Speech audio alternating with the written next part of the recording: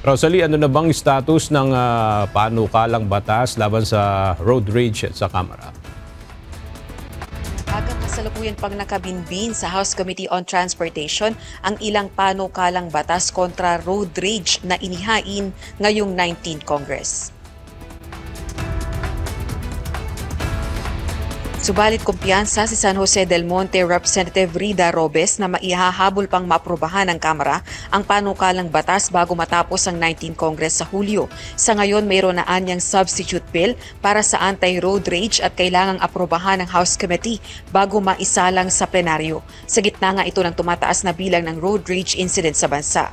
Ayon sa kongresista na pangunahing author ng panukalang nagsusulong na patawan ng mas mabigat na multa at mas mahigpit na parusa ang road rage motorist, makikipag-ugnayan din siya kay Senate President Francis Escudero maging sa Malacanang upang maihabol itong maaprubahan sa resumption ng sesyon sa June. Pakinggan natin ang pahayag ng kongresista. So far naman, pagka naman sumulat kami kay Presidente, sinabi namin urgent, tinitingnan naman ito at inaaral din po ito ng Executive Secretary. So, bago ito mabigyan ng pansin. Kasi kung meron na po kami dito sa mababang kapulungan, baka naman pwede rin niyang tignan o take a look on it. Baka pwedeng tignan at magkaroon na ako ng counterpart para mas mabilis po ang IRR nito pag nasa kanila na. At umabot po sa 19th Congress.